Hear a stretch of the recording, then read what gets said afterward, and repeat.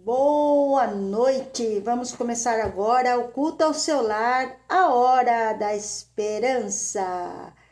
Que a bênção de Deus Pai, Deus Filho, Deus Espírito Santo possa estar entrando dentro da sua casa junto com este vídeo agora que nós estamos gravando, a hora da esperança.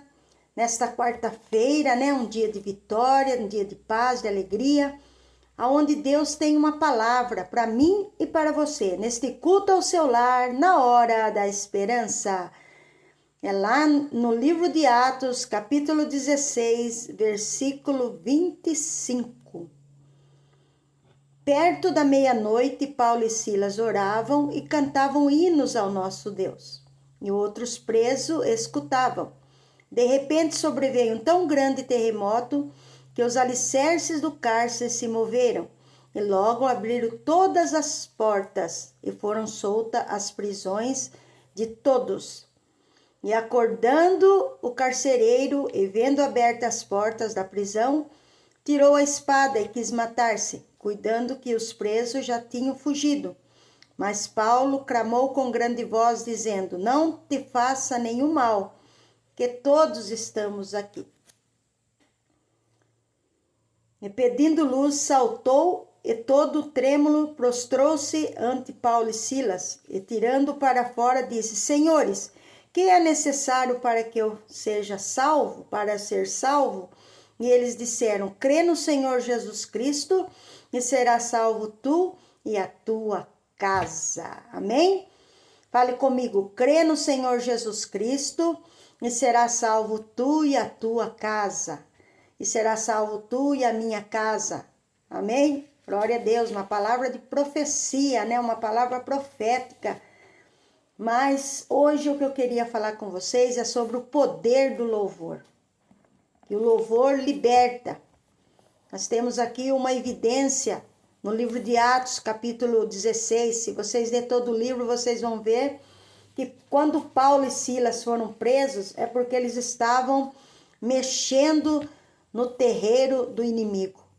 E quando a gente mexe naquilo que muitas vezes está fazendo benefício a outras pessoas, a gente acaba muitas vezes passando pela prova, né? Mas como diz aquele hino, Paulo e Silas foram passando pela prova dando glória a Deus. E por que Paulo e Silas foram presos? Porque eles estavam ali, né, na cidade, quando eles encontraram com uma moça que tinha um espírito de adivinhação, o qual dava muito lucro aos seus senhores.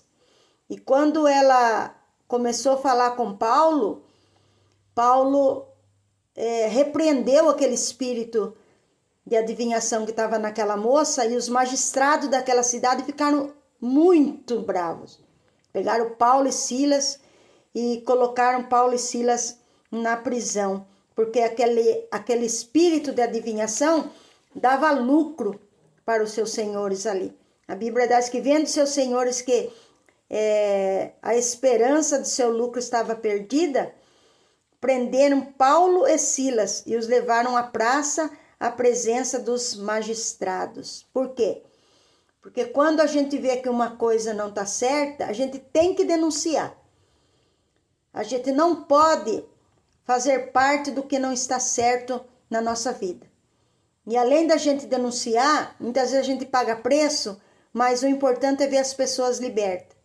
Paulo e Silas não se importou se ele ia ser preso, se ele ia passar por açoite, mas o que ele fez, ele libertou aquela moça daquele espírito maligno que eu não sei quantos anos fazia que acompanhava a vida dela. E nós, como servos de Deus, como cristãos na terra, nós temos que ter um dom que muitas pessoas não pedem para Deus, que é o dom de discernimento. Às vezes o diabo está deitando e rolando na nossa casa, deitando e rolando na nossa família, e a gente acha que é tudo normal. Não, não é normal. Nós temos que ter o discernimento de espírito para ver quando as coisas é de Deus e quando não é. E Paulo, naquele momento, teve esse discernimento e repreendeu daquela moça aquele espírito de adivinhação. Mas com isso, ele causou uma situação ali adversa, né? Foi preso. Mas a Bíblia diz que por volta da meia-noite, Paulo e Silas oravam e cantavam ao nosso Deus. Então é um poder do louvor. Eles poderiam ter amarrado as mãos de Paulo, os pés de Silas, colocaram num tronco, bateram nele, porque eles tinham o costume de chicotear as pessoas naquela época.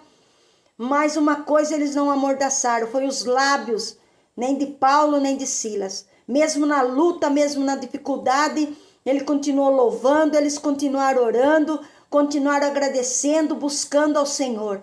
E é isso que é importante na nossa vida, irmãos. Nós nunca vamos pensar que não vamos passar por luta, por dificuldade, por problema. Principalmente quando a gente está mexendo no campo do inimigo. Nós temos um inimigo, que é o nosso adversário.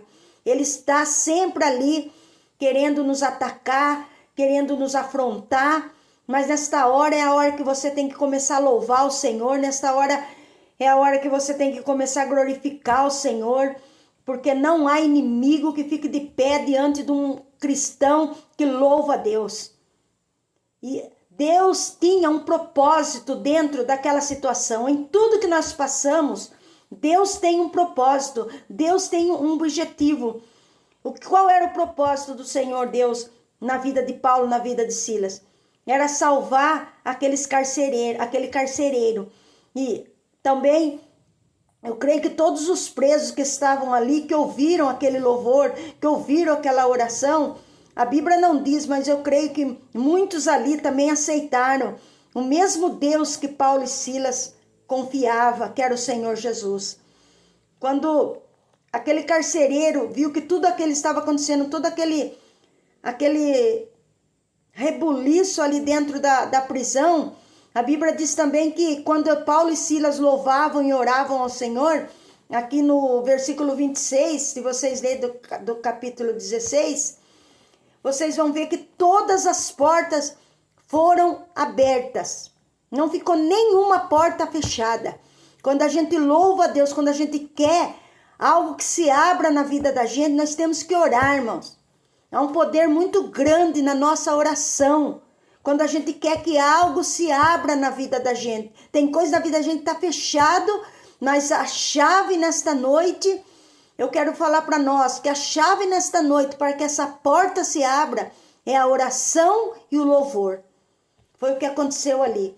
Todos viram as portas se abrir, mas ninguém fugiu. Não houve assim um transtorno daqueles presos saírem correndo e de ter mais prejuízo na vida de Paulo e Silas. Não.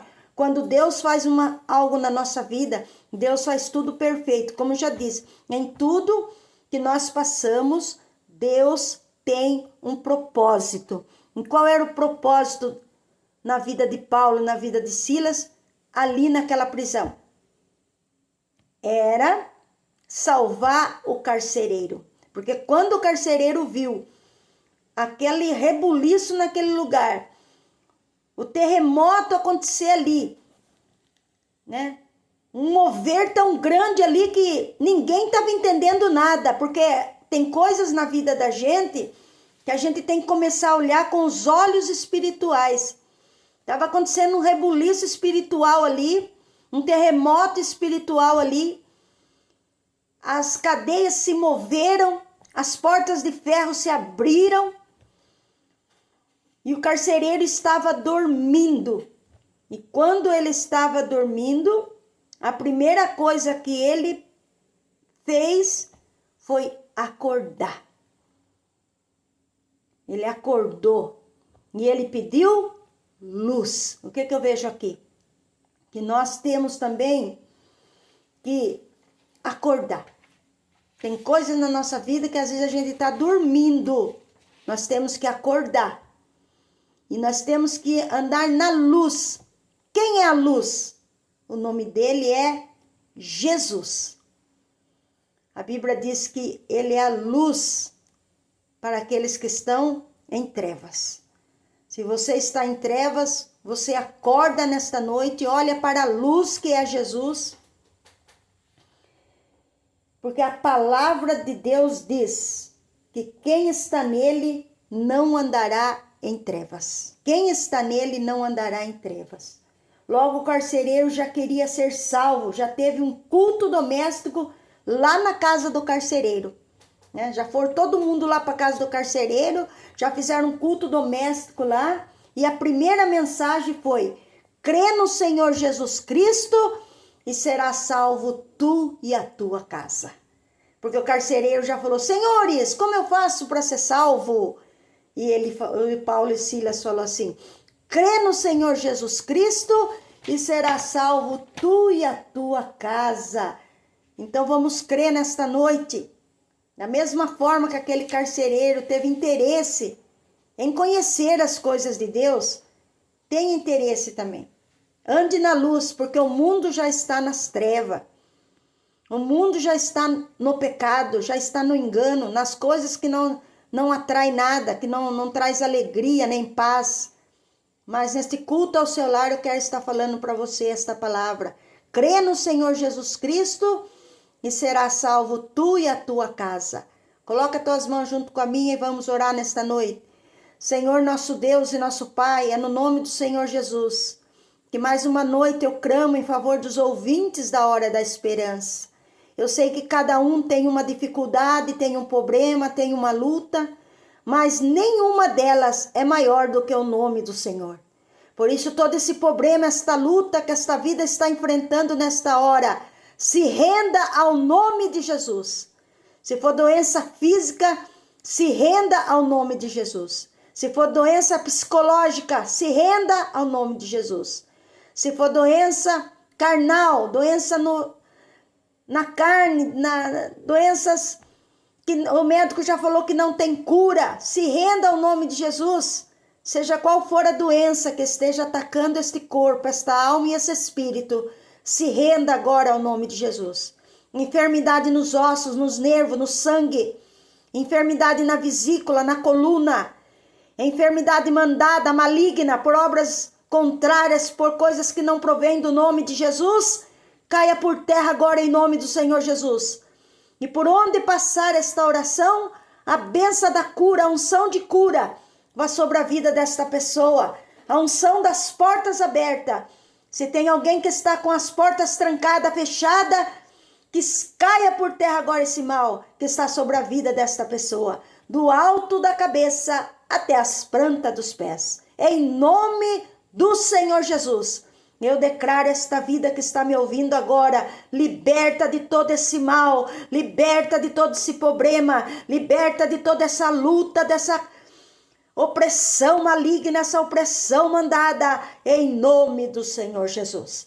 E que a bênção do Pai, a bênção do Filho, a bênção do Espírito Santo vá sobre a tua vida, a tua casa e a tua família, em nome do Senhor Jesus. Amém. Foi aí mais um culto ao seu lar, a Hora da Esperança. Que a graça de Jesus Cristo, o amor de Deus Pai e a doce comunhão do Espírito Santo permaneça em cada coração. Amém? Se você gostou deste culto ao seu lar, a Hora da Esperança, deixe um joinha, compartilhe com seu irmão, com seu vizinho, com seus parentes. Manda esta oração para todos que precisam ouvir. E eu te agradeço em nome de Jesus. Amém.